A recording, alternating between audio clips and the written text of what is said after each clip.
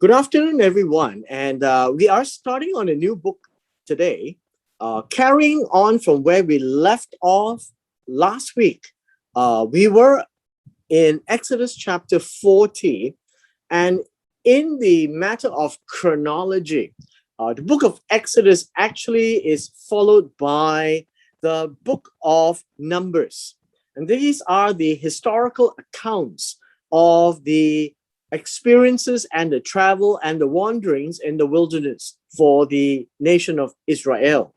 And so in chapter 1 of the book of Numbers, the Lord spoke to Moses in the wilderness of Sinai.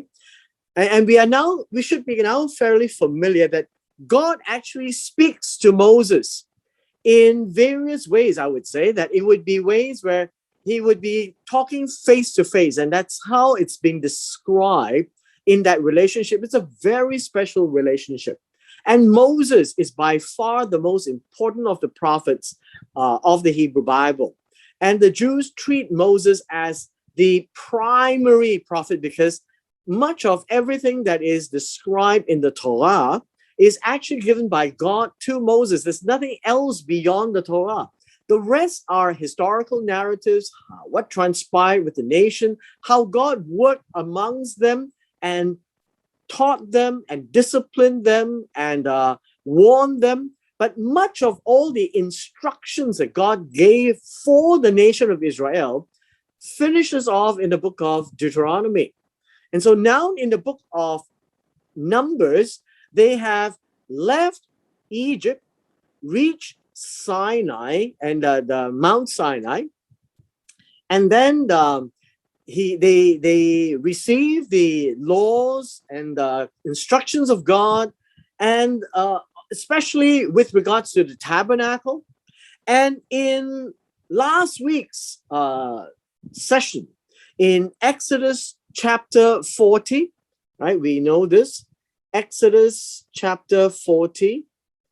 And in verse 2, it was the first day of the month, right? On the first day of the month of the second year. And that's important because that is a time when they were ready to put everything in place and inaugurate the tabernacle.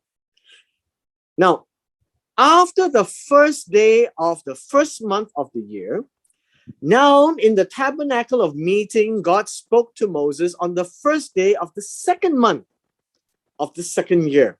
And that's 1 month after the tabernacle was set up, after they had come out of the land of Mizraim.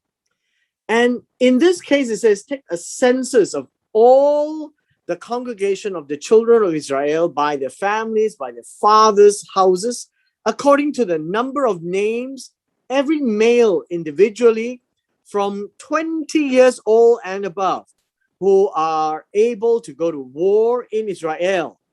And then you and Aaron shall number them by their armies, and with you there shall be a man from every tribe, each one the head of his father's house. Now that is the crux of chapter 1 of the book of Numbers. Now, if you look at the book of Numbers, we find that in the first day of the first month, that would be in Exodus 40, right?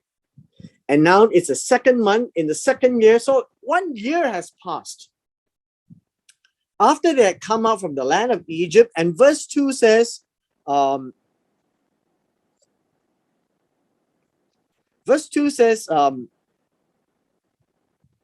take a census. Take a census of all the congregation of the children of Israel. Now, the word take a census literally means take or lift the heads. Right? Lift the heads. This is a very Hebrew way of talking. And mainly, if you look at ancient civilizations, even in China, When you take a census, you are counting the heads. So now they are counting the heads of the children of Israel by their families, by their fathers' houses, and by houses, these are the tribes, and by the number, according to the number of names for every male individually. So you notice this is not female, only male. And from 20 years old and above, right? 20 plus plus. And who are able to go to war in Israel. Able to go to war in Israel in verse 3 means able to go out to serve.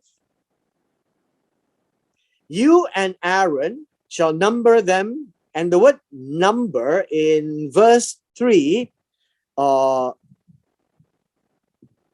basically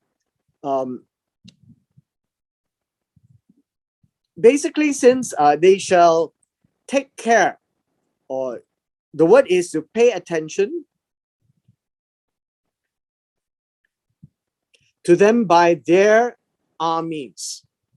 And with you there shall be a man from every tribe, and each one, they are the head of his father's house. So they are numbering them by the eldest of each family, and then by the tribe. And this is important for us. For why? Because the census was taken twice already. There were two other occasions when the census was done. So we have Exodus chapter 12, verse 37. It's about 600,000 men. And this is at the time of the Exodus. And then in Exodus chapter 38, verse 26. In Exodus chapter 38, verse 26, there was about 603,550, and this is after the golden calf.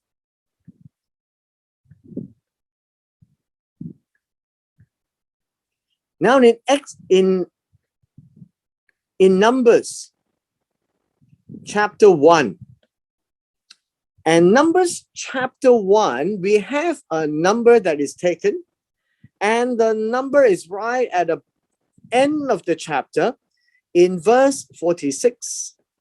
And this is 603,550, right?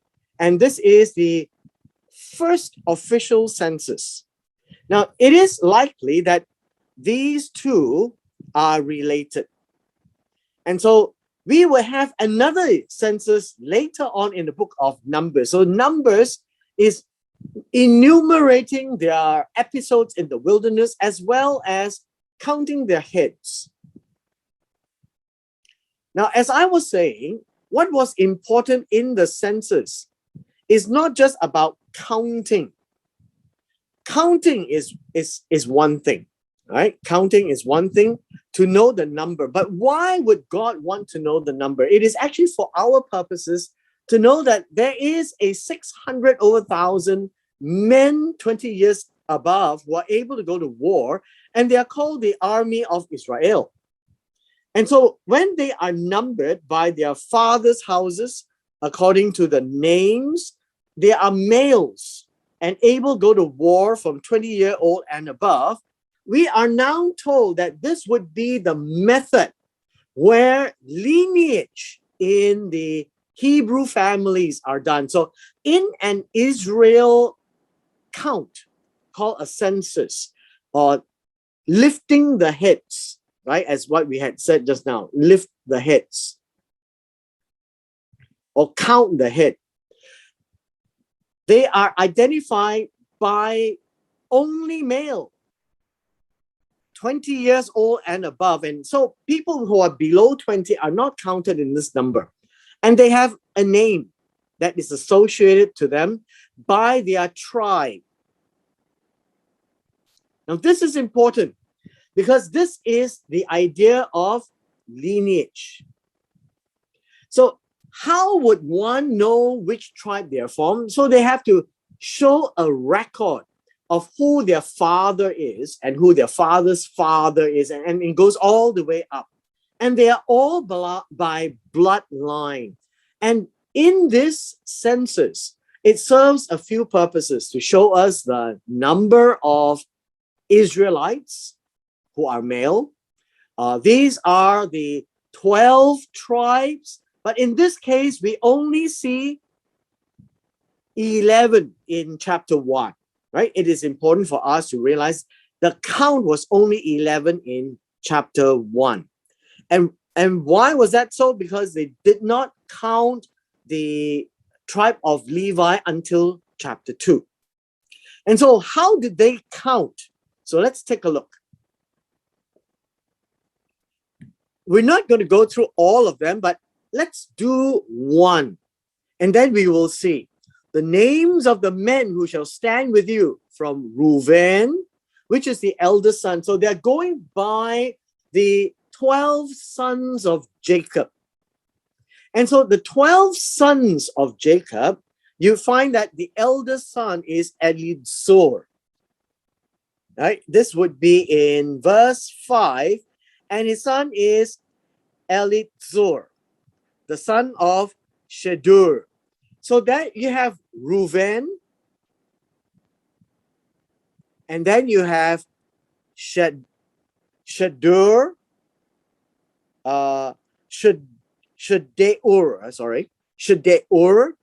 and Elizur. And so now we have 3 generations, but at least when we know this person, Elizur, we know that he is the son of Shedeur,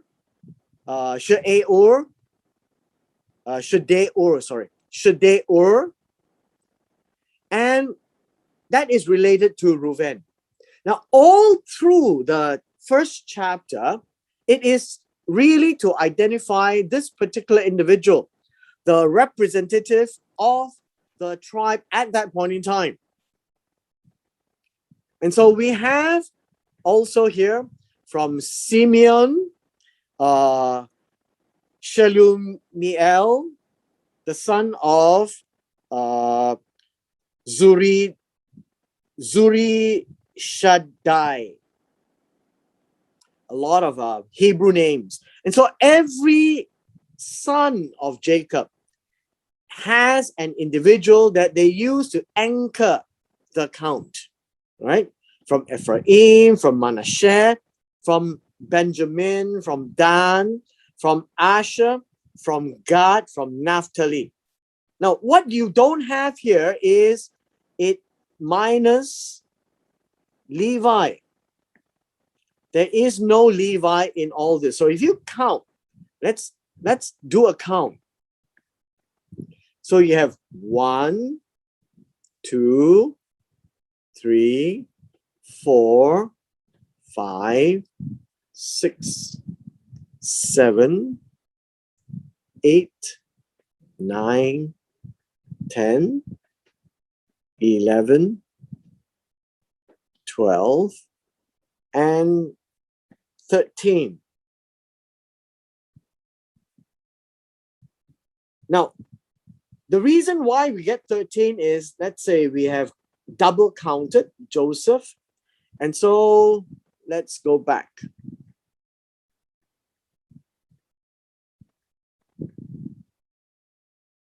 So instead of Joseph, we have Ephraim, 6, 7, 8, 9, 10, 11, 12.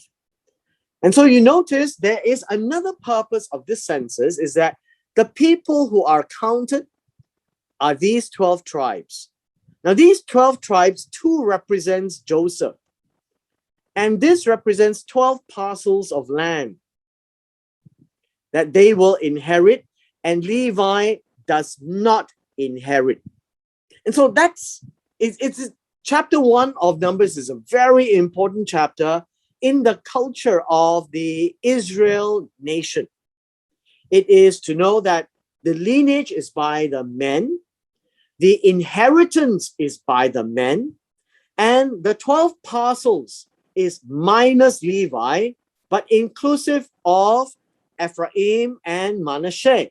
That is Joseph's 2 portions.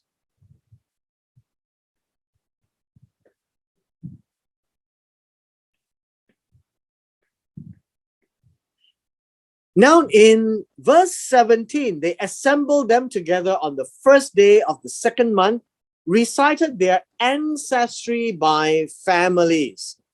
Now verse 18, when you talk about ancestries, it is with regards to the clan. I think the word clan is probably more suitable, right? Clan by families, literally, this is about clan, right? And the clan would mean the tribe, and it's different from how I guess the Chinese looks at it, right? Chinese looks at it very much dialectal, but in the Israel numbering is very much by their tribe, which is derived by the sons of Jacob, with the exception of Joseph having Ephraim and Manasseh within their count. And when they counted 20-year-old and above, and every one of them, this is how they counted the children of Reuben, Israel's oldest son, and by Israel, it's Jacob. Their genealogies by their family, and this is the first time we see this, right? The genealogy literally means the descendants. It will mean a list. I think the list of descendants would be a better way of explaining it, right? This would be the cause of the tribal history. Now, in Chinese culture, you find this named in little wooden blocks they call 神字牌. And they would put it in the town hall so that you know who is the father and whose father is that father. And that's very much a genealogy. But in Hebrew, genealogy is about descent.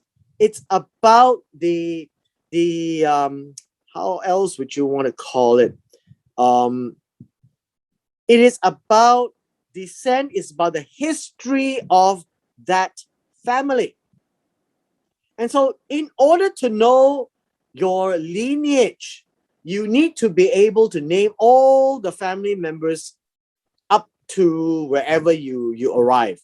So by their father's house, according to the number of names, every male, 20-year-old and above, able to go to war. And there were 46,500. And they started to count for every tribe, including Judah. So we are going to skip through all of these because it's going to go through all their 12 names. And remember, the 12 names include 2 portions of Joseph, represented by Ephraim and Manasseh, and then minus Levi. And this is what we wanted to see. All of them 20-year-old and above that were numbered, right? And there were 12 of them who are leaders of their father's house. Their father's house will be every tribe's house. So in verse 45, we will give you the description. And there were 603,550. Now, I think you want to know that this is how the Hebrew counts, right? This is actually 600,000 and 3,000, and then and 500 and 50. Now, I just wanted you to see this, is that this is how the Hebrew would write the numbers. We have here 603,550 in the English. And in the Hebrew, you first categorize the thousand, so it's 600,000. Then the singular thousand, there are 3,000. And then the multiple hundreds, that is 500. And then the individuals, that is 5. And that's where we get 603,550. And we are told very clearly in verse 47, the Levites were not numbered among them by their father's tribe. For the Lord had spoken to Moses, saying, only the tribe of Levi you shall not number, nor take a census from among the children of Israel.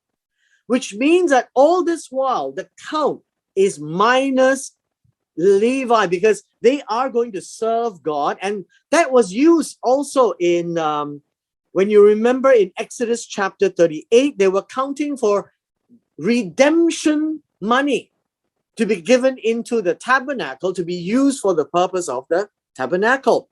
And so the Levites are appointed to guard the tabernacle over the furnishing and everything that belongs to it, means the tabernacle. They will carry the tabernacle. Remember, the tabernacle is a mobile tent of worship. All its furnishings, and they shall attend to it, camp around the tabernacle. What does that mean? It means this: when the tabernacle is set up,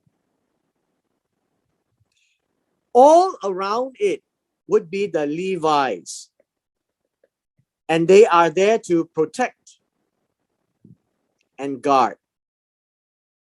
Now, eventually, when the temple was built, you find that the Levi quarters, the servants, the Levites who are serving in the temple, had quarters around the temple.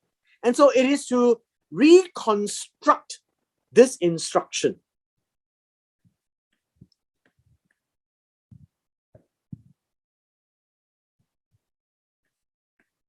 So the instruction is they shall attend to it and camp around the tabernacle. Now we come to the last segment, verse 51, when the tabernacle is to go forward. Now the idea is this: you would find that go forward is not a word in the Hebrew. Literally, it means is to pull out, right? Pull out. And this would be pulling out the pegs, means the tent. So in Hebrew, the idea of taking a journey, setting off in a journey to go forward, doesn't mean that like the English. It means that they are prepared to remove the stakes and the pegs of the tent, fold it up, and pack it up, and that means they are going on a journey. So the Levite shall take it down. Take it down means to make the tabernacle descend. So when you put it up, it's ascend. When you bring it down, it's descend.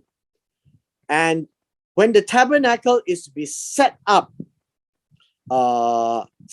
means to make arise. So you can see, take it down is to cause it to descend. Set up means to make arise. And who shall do it? The Levites shall set it up. So you notice the Levites dealing with the tabernacle is a full-time job. They will serve in the tabernacle. They will carry the tabernacle. They will clean the tabernacle, do everything. until it comes to the sacrifices, that it will be Aaron and his sons that will be the priests. So within the Levites, you should know by now, within the Levites, we would have one portion, and that portion is Aaron. Now remember, Moses is also a Levite, but Aaron and sons, and this will be the priests.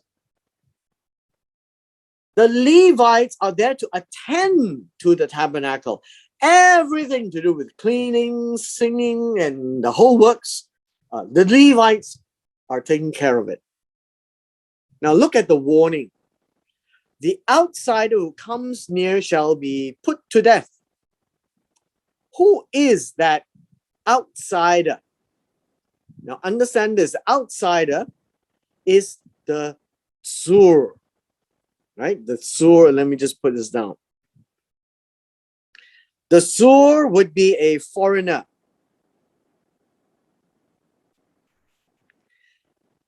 Which tells us this, that as the Levites dwell there, the Levites will have the tabernacle. Right? And with the tabernacle, the Levites will live around the tabernacle. Now, if there were any foreigners,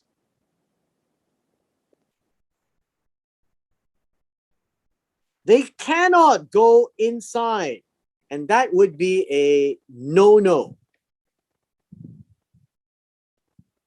That is what it means. And if they do, they will be put to death. So nobody can go and enter into the tabernacle. Why? Because the tabernacle is holy. It is special.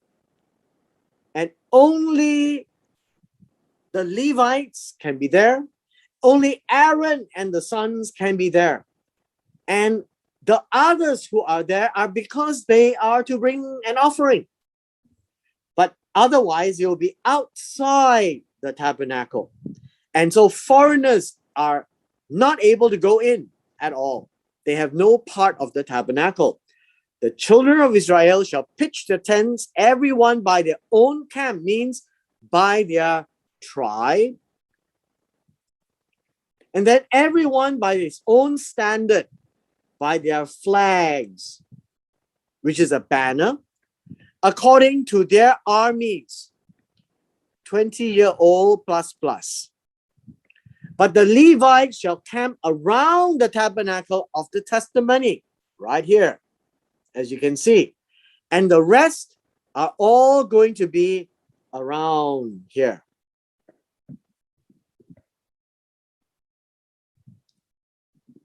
And so, there may be no wrath on the congregation of Israel, and the Levites shall keep charge of the tabernacle of the testimony. So in verse 53, the idea of keep charge is very different in meaning.